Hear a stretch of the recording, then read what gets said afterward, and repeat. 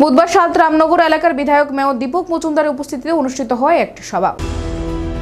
উপস্থিত বিধায়ক অনুষ্ঠানে বক্তব্য রাখতে গিয়ে বলেন, বর্ডার গোলচক্কর অবৈধ বাণিজ্যকে ঘিরে যুবক সংঘ ক্লাবের বিরুদ্ধে একাধিক অভিযোগ উঠে কিছুদিন পরই ইতিমধ্যে পুলিশের নজরেও আসে সেই ক্লাব।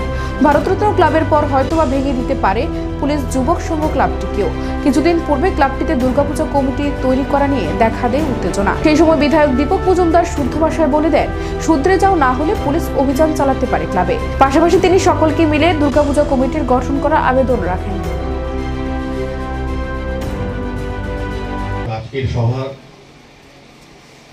উদ্দেশ্য গুরুত্ব বিষয়ে প্রথম দিকে তুষারবাবু আলোচনা করেছেন, পরবর্তী সময় যতীন্দ্রবাবু বিশেষভাবে আলোচনা রেখেছেন এবং আপনাদের মধ্যেও এবং মহিলাদের মধ্যে অনেকেই আলোচনা রেখেছেন। তো আমিও কিন্তু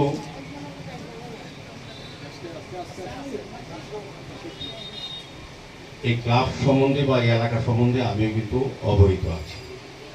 যেহেতু এলাকার বিধায়ক হিসেবে আপনারা আমাকে আশীর্বাদ করেছেন, দোয়া করেছেন, কাজ করার সুযোগ দিয়েছেন, তো আমিও কিন্তু আপনাদের আশীর্বাদ নিয়ে দোয়া নিয়ে কাজ করা শুরু করেছি। সেক্ষেত্রে আগে রামনগর বিধানসভায় আগের 25 বছর ধরুন আর পরবর্তী সময় আমাদের সুন্দর সময় ধরুন যেভাবে রামনগর পরিচালিত হয়েছিল, যাদের মাধ্যমে হোক বা ওনার মতামতে হোক, আমি শ্রদ্ধা করে জানছি রামনগর কিন্তু সেভাবে চলতে দেওয়া যাবে।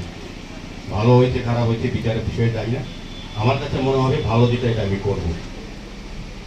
সেক্ষেত্রে কোনো চাপ আমার কাছে কোনো রকম বিষয় থাকবে না। আমি চাইব যে এলাকার লোক যাতে জাতি ধর্ম বর্ণ নির্বিশেষে যেভাবে আগে রামনগরের যে ঐতিহ্য, আমাদের রাজ্যের যে ঐতিহ্য, আমাদের দেশের যে ঐতিহ্য, আমরা একসঙ্গে চলতে পারবো, একসঙ্গে সমস্ত পূজা ধর্ম অনুষ্ঠান আমরা সবটাতেই যাবো, সবাই ধর্মের সঙ্গে আমরা যুক্ত থাকবো। এটাই এই এলাকার একটা বিশেষতম বৈশিষ্ট্য।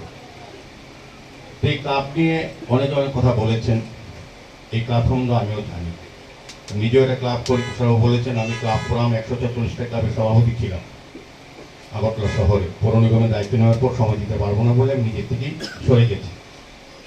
তো প্রতিটি ক্লাব সম্বন্ধে আমার ধারণা আছে এবং ক্লাব সঙ্গে যারা যুক্ত আছেন তাদের ব্যক্তিগতভাবে আমি জানি।